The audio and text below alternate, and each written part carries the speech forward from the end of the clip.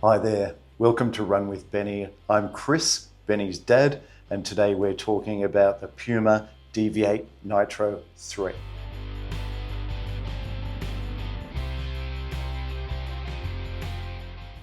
And just before we get on to talking about the shoes, I wanted to share the news that Benny and I are off to Japan in a few weeks' time. We're going to be making lots of videos while we're there, including running in Japan, park running in Japan, buying shoes in Japan, and lots of other stuff. So if you don't want to miss out, tap subscribe now. So in every brand's running shoe lineup, there is a fast training shoe. For example, with Asics, we have the Metaspeed Sky. This is my old version. As the fast racing shoe, the Superblast as one of the fast training shoes, and the Novablast as an easy everyday training shoe. I'm not such a fan of this one, and I'll tell you why at the end.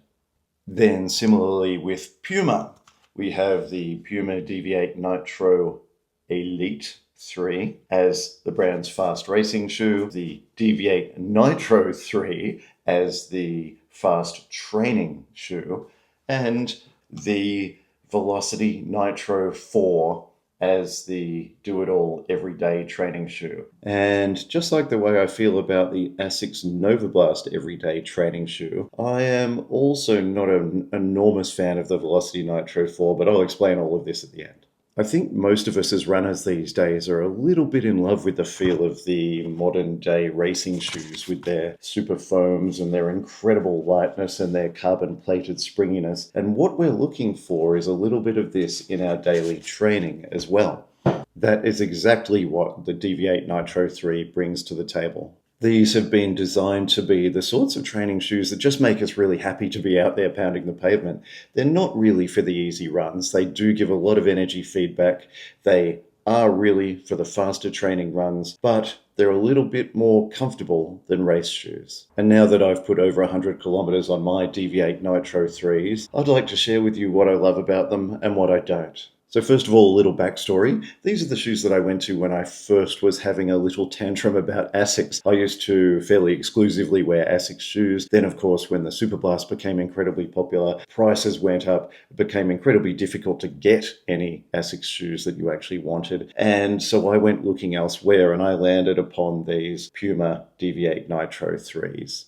So I kind of fell into Puma accidentally, and I'm really, really glad that I did. It's a brand that's doing some really exciting stuff in terms of innovation, but not without its problems, and we'll talk about that. First, let's run through the stats quickly. This is a shoe that weighs in at about between 275 and 280 grams on my kitchen scale, depending on whether I weigh the left or the right shoe. So while it might be a tiny bit heavier than race shoes, I find that the extra weight really isn't very noticeable on foot, mainly because of the fantastic springy midsole, which I'll come to. But first, let's chat about the upper. The upper is something that really shines on these Deviate Nitro 3s. Not only does it have a little bit of stretch, so it's not quite as restrictive as a race shoe, it's also got lots and lots of really comfy padding around the heel and in the tongue, and the lacing system makes it really, really easy to get a great, comfortable, solid lockdown without it making you feel like your foot is being cramped. The upper material is very breathable. I've never had a problem with it in the Australian heat, and it even comes with a little shark fin here at the back. What's that for? Nothing. It actually doesn't do anything at all. It's just there as a design factor to make the shoes look really, really fast. The midsole is made from Puma's nitro foam, which essentially means that nitrogen gas is injected into the foam during the production process. This makes the foam lighter and also spongier, so it compresses more easily, but at the same time, it returns more energy. It springs back more quickly, which is a pretty amazing mix and really, really noticeable on the feet. It also has a carbon plate, just as Big Brother Nitro Elite 3 has, and it has a 10mm drop from 39mm at the back to 29mm at the front. And finally, there's a really good slab, and actually we might see this better on my older versions, a really good slab of Puma grip on the bottom of the shoe. Puma grip, of course, is best in class, so you're not going to have any problems whatsoever with slipping. So then we come to the one problem with this shoe, and that is the width.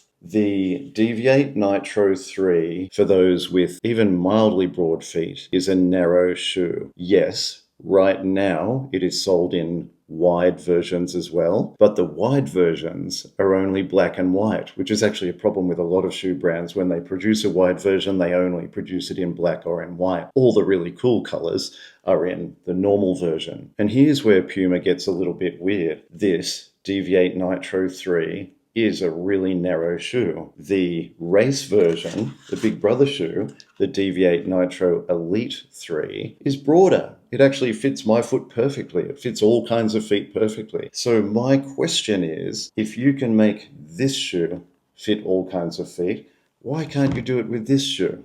When I bought my Deviate Nitro 3s, and I actually have 2 pairs now, that's how much I love them. These are the originals. These are ones I haven't used yet. Puma did not sell the wide version. And so all I did was go up half a size from US 9.5 to US 10, and that solved my problem. Now I've got a perfectly comfortable shoe. But I still find it a bit weird that I need to take a US 10 in the Deviate Nitro 3s, and yet for the shoe in exactly the same lineup, the Deviate Nitro Elite 3s, I can go in my usual US 9.5.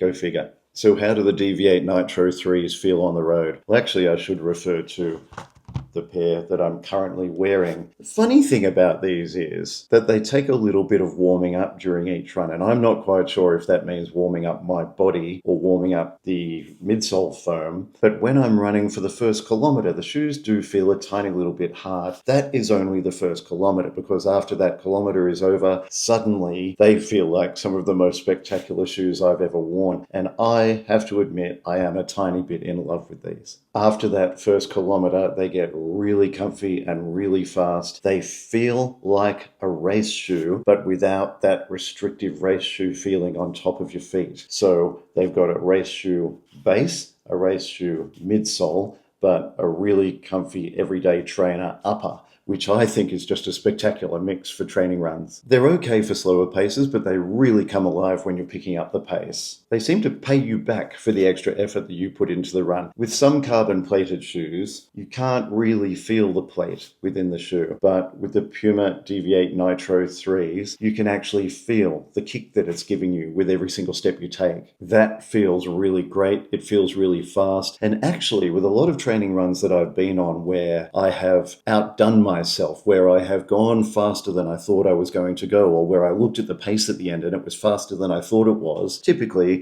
I've been wearing the Deviate Nitro 3s. They remain really comfy throughout the run, no matter how far you run, because of the fantastic comfortable upper and because of all the padding that's offered. And of course, as I've mentioned before, they've got this fantastic Puma grip, which means if you're out in the rain, it doesn't matter. You're going to be fine. You're not going to be slipping around. These are actually shoes I'm thinking about a lot recently because I'm about to start training for a 5-kilometer PB. I'm 55 years old, so it's not going to be my lifetime personal best. However, I'm going to try and beat my last 5 years personal best, which is about 22 minutes, 13 seconds. I'd like to get below 22 minutes. So I'm going to start a lot of short, fast training sessions. And I think these are going to be the perfect training partners for that. And you know, that goal, a 5-kilometer PB, seems like a good, realistic challenge right now. It won't take up too much of my life. Having spent several years training for marathons and half marathons, I know what it feels like when running takes up too much of your life. I think a 5-kilometer PB is going to be a lot of fun to train for. What I really do need to know is that these shoes are going to last. They're going to have the durability for a 3 to 6 month training block. And right now, all evidence says that they will. I've done about 120 kilometers in these, so I'm not going to say I've done a huge amount of testing, but right now they feel as fresh as if they've just come out of the box. All I'm finding is that there's a tiny bit of wear on the outside. You'll see there is tread pattern up higher on the foot, but down lower here, just in that bit. And that's actually where I tend to hit the ground with my strange running style. That's starting to wear off. That's not unusual for any pair of shoes that I own, but I'll keep an eye on it and I'll get back to you about that. And so that's what I think about the Velocity Nitro 3s, the worn pair and the yet to be worn pair. These are a spectacular training partner when you are doing fast training runs. They perform like a race shoe, but are as comfortable as an everyday training shoe. They look great and they feel great as long as you can find a pair that fits the width of your foot. That's the one thing I'd be very, very careful about if you're buying these shoes. Go into a shop, try them on, make sure they fit the width of your foot. If they don't, go for the now available wider version in black or white, or go up half a size in a much more exciting color. And of course, I promised that I would come back and tell you about some shoes that I'm not that fond of right now. I don't really want to say too much that is negative about any shoe, because we all have different gaits, we all have different shapes and sizes of feet, we have different bodies, and therefore we like different types of shoes. I'll just say that, for example, the Asics Novablast 5, and I've also owned a pair of Asics Novablast 3, for me, they flatten out and they feel very, very lifeless after, even sometimes after 100 kilometers. I just don't really want to run in them anymore. However, my wife, these are her favorite shoes ever. She will happily do 600, 700, 800 kilometers in a pair of Asics Novablasts. So for her, they are a perfectly fantastic shoe. In fact, they are her favorite shoe to run in. For me, I'm just not a big fan of them. Another pair of shoes that I've not been that fond of is the Nitro Velocity 4s. And once again, other people have liked this shoe. I just haven't. I was really excited about it. I wanted to love it because of how much I love the other Puma shoes that I've talked about in this episode. But I just came back feeling that it was a bit flat, a bit lifeless. And I think that the various design elements, the numerous design elements around the shoe actually create little hotspots that my foot rubs on. And that, once again, might be a problem simply because of the width of my foot. Not a shoe that I'm extremely fond of. And so that's that. The Puma Deviate Nitro 3. Gee, I hope I've been getting the name right during this episode. It is a bit of a mouthful. A fantastic shoe, will really take care of you during training runs, especially during those fast training runs. And honestly, I would wear this for a race. I would wear this for a PB attempt or for a race. If I did not already have the Deviate Nitro Elite 3, the race version of this shoe, then I would be more than happy and really confident to take this into a race or a PB attempt, because it is a very, very fast shoe. Would I recommend the Puma lineup right now? Absolutely 100%. If you're looking for something new and fresh, for a brand that's doing some really innovative stuff, particularly with the foams, and if you have just a little bit of patience to work your way through the weird, narrow or wide versions of these shoes, then yes, Puma offers some really, really exciting options that I would absolutely check out. Actually, I'm heading off to Japan in a couple of weeks, and one of the things I'm most looking forward to is visiting the Puma store in Kyoto. If you want to follow our Japanese running adventures, please click subscribe. We will make several videos while we're there, talking about shoe shopping in Japan, talking about running in Japan, talking about park runs in Japan. So if you want to follow our Japanese adventures, don't miss out. Tap subscribe now. Until then, run happy, have a wonderful week.